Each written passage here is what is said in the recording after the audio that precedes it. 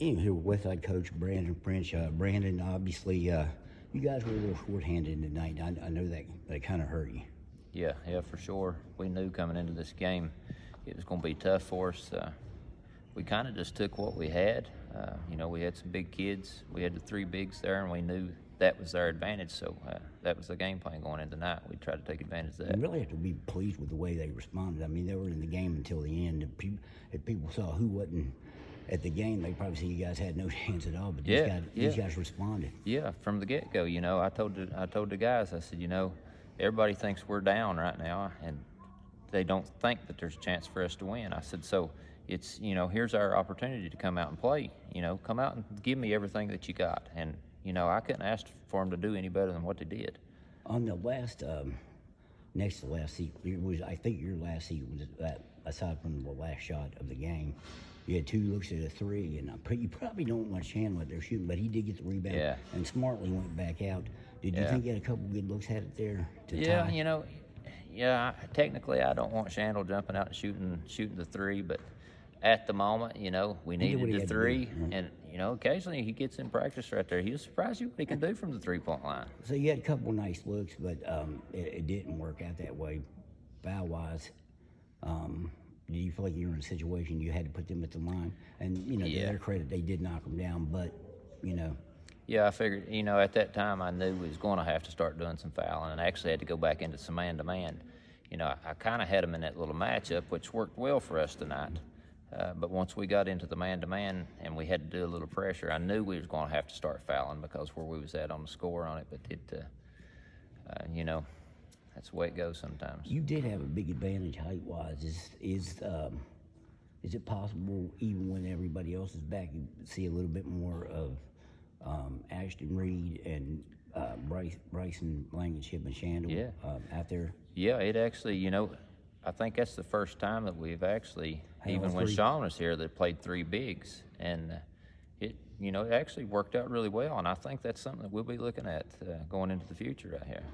What did you just lose guys on D? They had a streak of 3 straight threes in the third, where they were able to make a 1-point game, a 10-point game.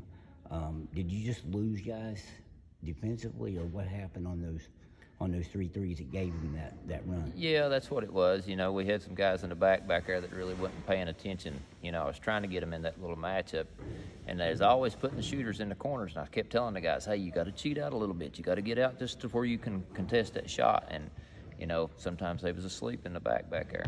Did you? Was it fun for you to take the lead here? Yeah, I enjoyed it. And you'll have one more. It's a lot of fun. Yeah. I enjoyed every minute of it.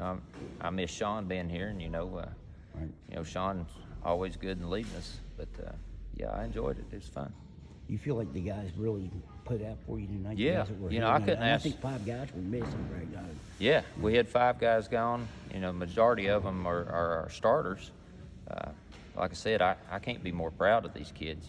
We didn't come off with a win, which I'd like to have done, but they went out here and poured everything they had into this thing, and I'm proud of them. Got to be a big thing for some of the kids coming back going forward, getting an opportunity, especially a guy like Bryson Blankenship, who's a freshman. I think Reed is only a sophomore. Shandle obviously is a senior, but you had some young guys out there getting an opportunity. I got Gage. That's the first time that Gage has really jumped out here and run point guard for us, which Gage was really the only true point guard we had tonight. So Cody Blackburn jumping in there, and then Ryan Anderson jumping in there. I think they done a pretty good job with the hand we was dealt. So Gage McKnight, that's the first time he's played point this year? Yeah, for the varsity it is. Now, I've played him in the JV, as my point guard, but that's the first time he's actually stepped up and started as a point for the varsity. Well, I thought it was a great run. You got to be pleased with at least the effort your guys gave you. I mean, when I got in the locker room, I told him, I said, keep your head high, guys. I said, this turned out a lot better than I thought it was going to. I'm proud of everything you've done, and you've poured your hearts out, and that's all I can ask of you. Well, you are the JV coach, and a lot of these guys, I imagine, are guys that you would have coached in a JV game, which is typically the first game of the night. There was no JV tonight, obviously, but so it kind of had to be like you were coaching a lot of the guys that you come out here with the first game. Yeah, I've been here about 3 years now, so I've stepped right up with these guys as they've went. So, yeah, I kind of feel like I'm still coaching the same ones right there. But tomorrow night we got a freshman game, a JV game, and a varsity game. So, I'm going to actually be probably coaching about all three of them there, me and Randy. So you'll be busy tomorrow. Oh, yeah, for sure. Okay. Hey, I appreciate it, Coach. Thanks a lot. All right, Appreciate thank the you. time. No problem. Hey, man.